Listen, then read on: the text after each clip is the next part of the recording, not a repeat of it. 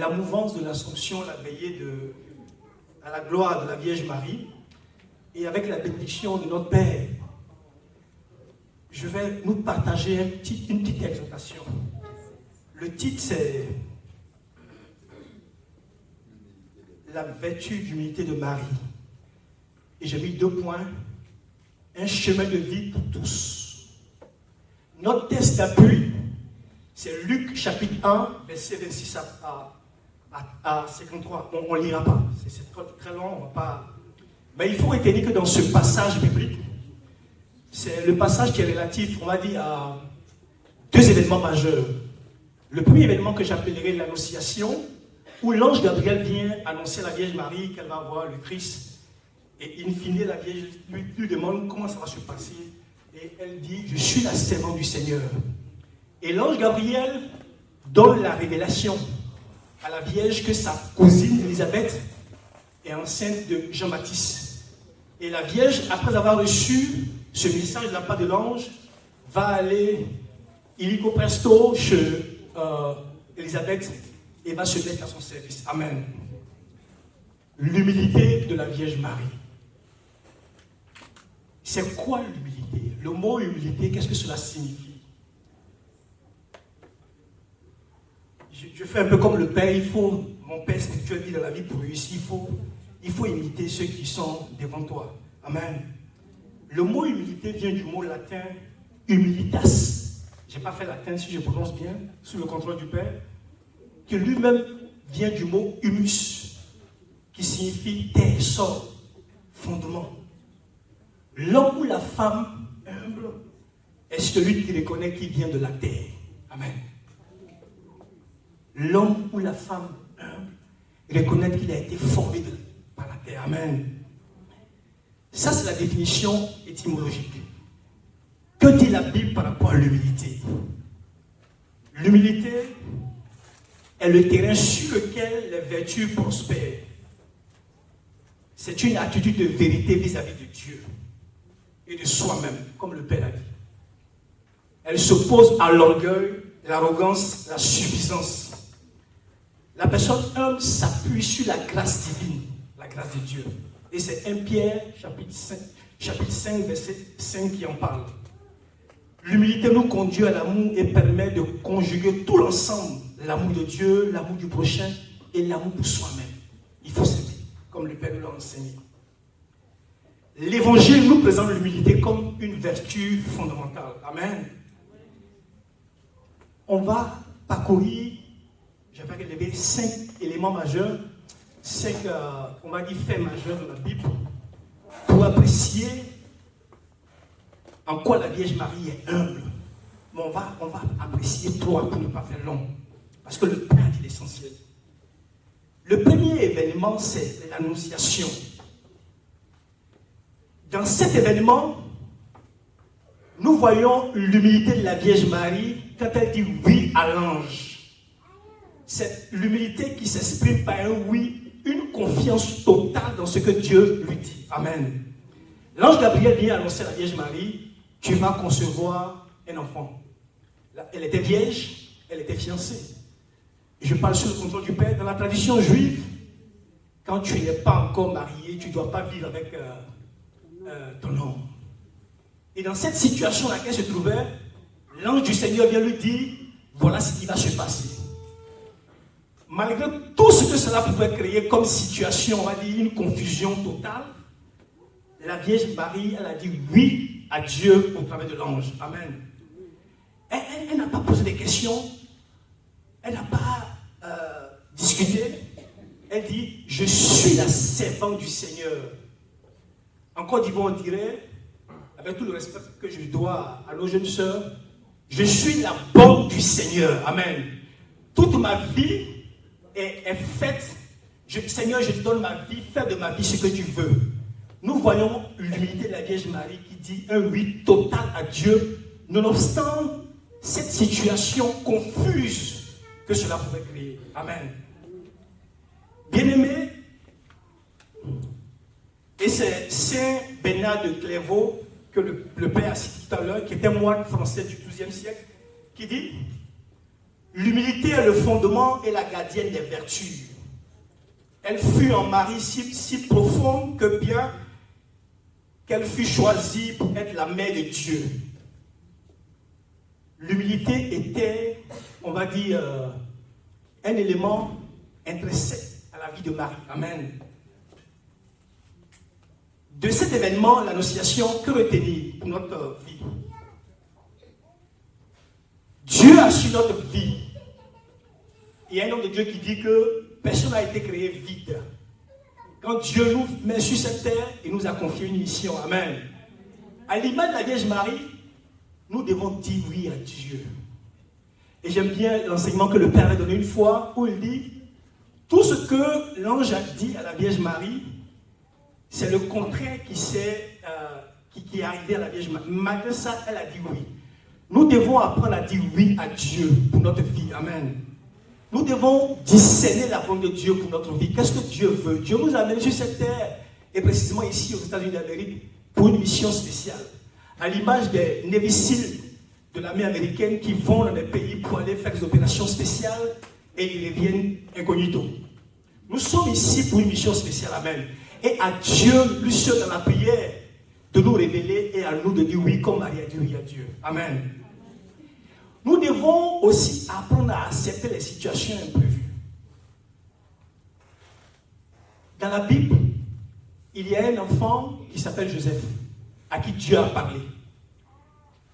Tu seras grand.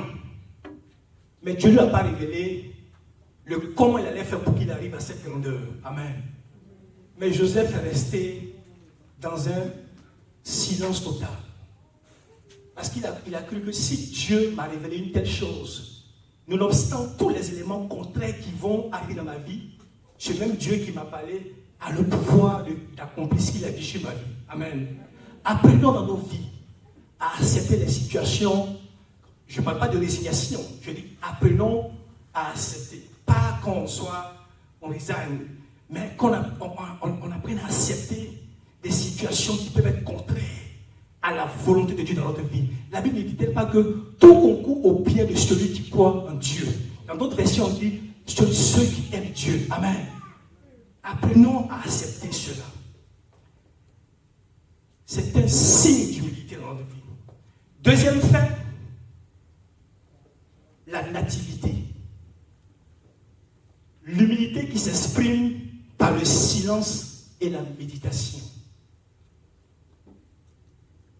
Avant que Christ naisse, il y avait, quand d'abord Christ est né, il est né dans, rappelons-nous, le même passage que j'ai cité, l'ange vient dire à la Vierge Marie, tu vas porter en ton sein le roi, il va régner sur le trône de David, son père.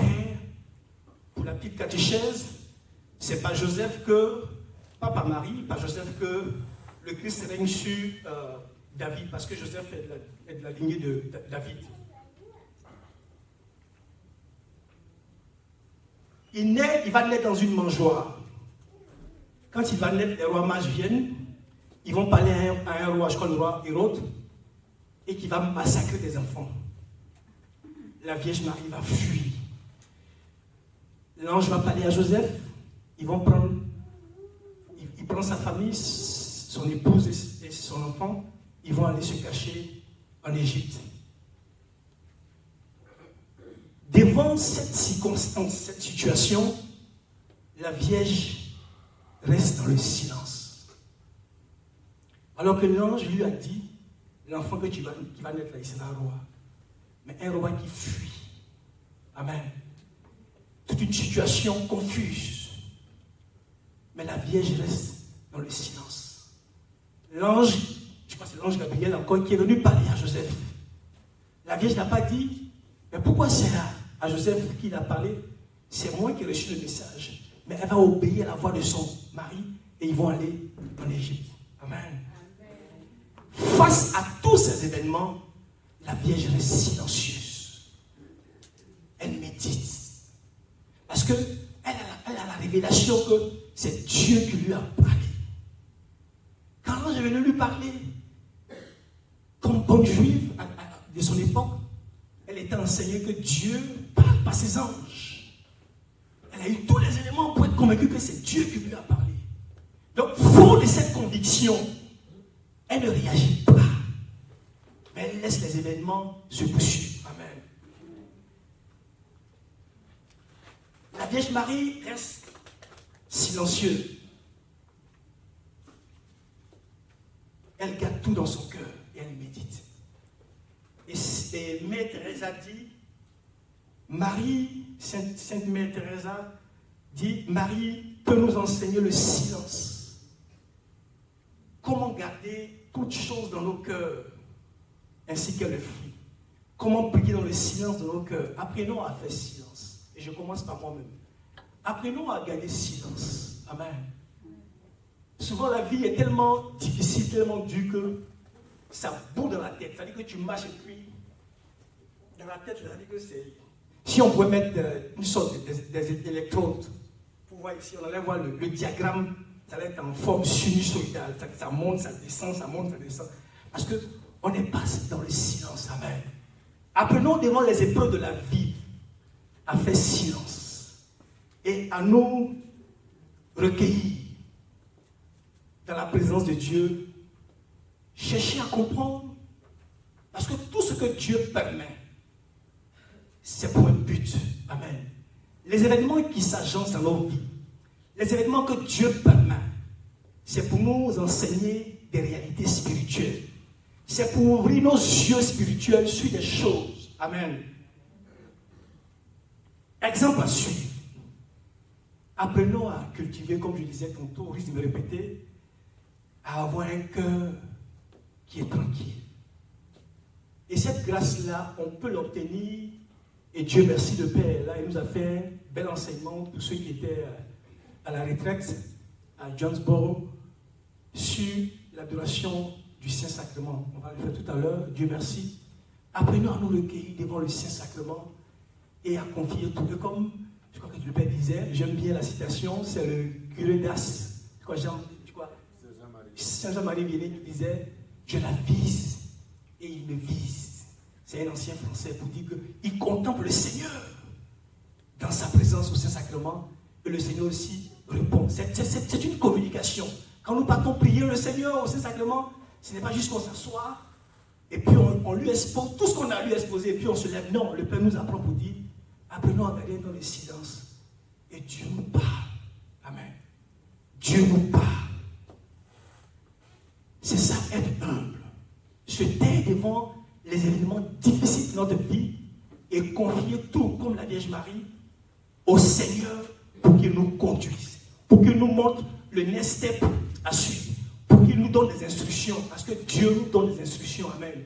Et la vie est tellement difficile qu'on n'a plus le temps de prendre du temps et pour écouter le Seigneur. Apprenons à nous retirer dans sa présence, comme je disais. Et merci encore au Père pour cette retraite qu'il a initiée. Prenons des temps de retraite. Des temps de retraite personnels. Pour aller se faire une sorte de bilan. Seigneur, parle-moi. Parle-moi sur ce que je dois faire. Dis-moi ce que je dois faire. Voici la situation que je vis. Qu'est-ce que je dois faire? Et Dieu nous parlera. Amen. Troisième élément, et c'est par là que je vais finir. J'ai promis de ne pas être long. Je sais qu'on ne va pas faire long. Le Père a dit l'essentiel. L'autre événement, aux noces de Cana, on voit l'humilité de la Vierge Marie. Aux noces de Cana. C'est Jean qui nous en parle au chapitre 2, versets 1 à 11. Amen. Si ton voisin dort, il faut le taper, tu dis réveille-toi. La parole de Dieu est proclamée en ce moment. Amen. Marie voit le besoin d'un couple. Marie voit qu'il y a un mariage et la boisson ou le vin est pratiquement fini. Amen. Et elle demande au serviteur, donc elle va voir le Christ et le Christ lui donne une parole et puis ça le Père est mieux placé pour, je n'ai pas la prétention d'avoir cette dimension-là, pour nous enseigner cette parole quand le Christ dit femme que me veux-tu, mon Dieu n'est pas encore arrivé. Mais malgré cela, la Vierge dit au serviteur, faites tout ce qu'il vous dira. discrètement, elle va voir son fils, parce qu'elle sait qu'il est capable de faire quelque chose. Amen. Et à la suite de cela, les serviteurs vont remplir ce qu'on sait déjà. Quelqu'un disait, juste pour rire, 6 jarres qui faisaient pratiquement, je crois, 100 litres. Donc ils ont eu 600 litres de vin. Amen. La fête était belle. Et c'est Saint Jean-Paul de vénérée mémoire, notre ancien pape, qui dit « L'humilité de Marie est un silence qui laisse tout l'espace à Dieu. Elle positionne Jésus-Christ de Nazareth pour qu'il agisse. » Je continue la citation. Elle ne se met jamais au centre, mais conduit toujours à son fils. Homélie du 15 août 2000.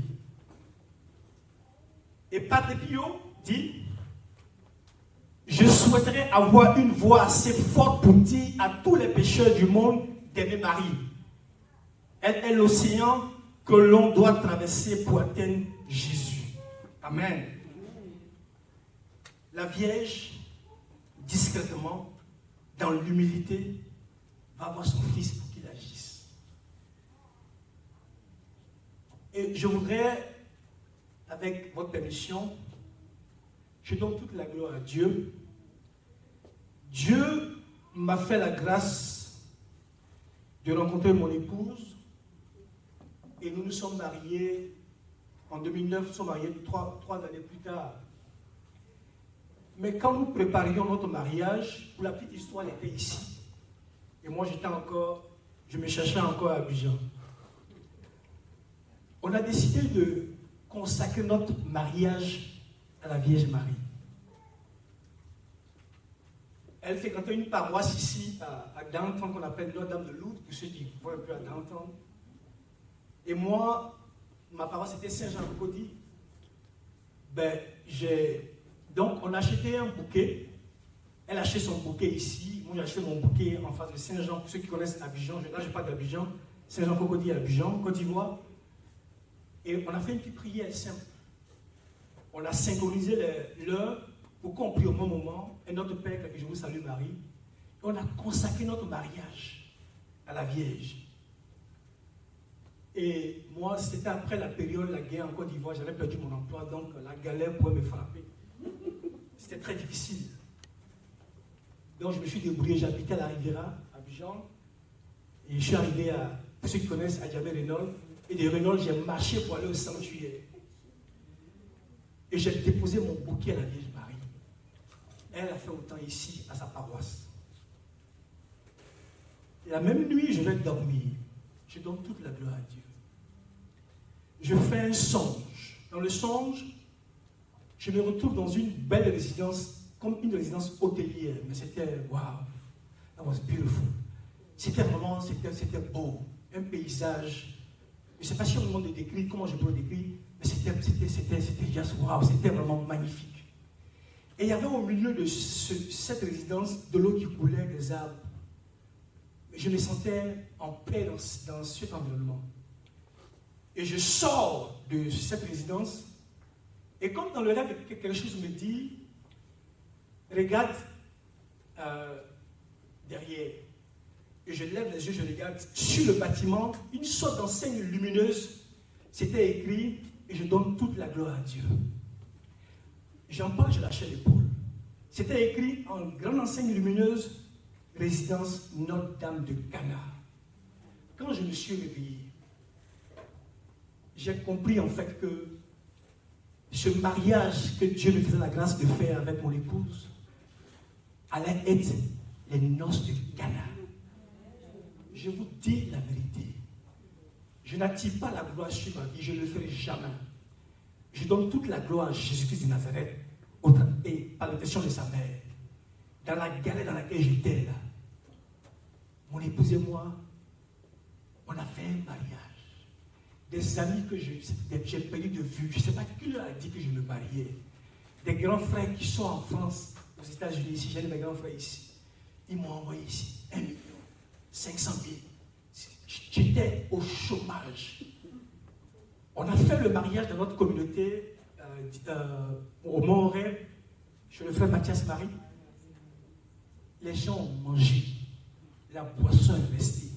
Les gens, ils ont mis des boissons dans les sachets. Les gens ont fui avec ça. Je le dis et je donne toute la gloire à Dieu. Vous savez, la Vierge Marie, c'est là que je finis mon témoignage. C'est un trésor que nous avons dans l'Église catholique. Peu importe ce que nos frères et sœurs disent sur la Vierge Marie, ça ne change rien à ce qu'elle est. Amen. Bien-aimés dans le Seigneur, et c'est pas là que je chute. Nous devons, dans le service pastoral ou familial, nous ne devons pas chercher à nous imposer. Amen. Mais nous devons agir avec discrétion, avec beaucoup de diplomatie. Comme je disais tantôt, Dieu a fait grâce à chacun de nous ici présents. J'aime bien cette expression d'un homme de Dieu. Dieu ne nous a pas créés vides. Dieu a mis en toi un dépôt. Tu as sur ta vie une grâce exceptionnelle. Tu as des dons spirituels. Peut-être que tu n'es pas conscient de cela. Tu as quelque chose que tu sais faire naturellement. Amen. N'attends pas qu'on te demande pardon pour ce que tu sais faire, pour que tu le fasses. Amen. Mets-toi au service de ta famille. Mets-toi au service de ta communauté. Mets-toi au service de ton église, au service de ton pays. Amen. C'est cela l'humilité. La Vierge Marie est un exemple parfait d'humilité. Et je voudrais que toi et moi, nous puissions demander la grâce à Dieu.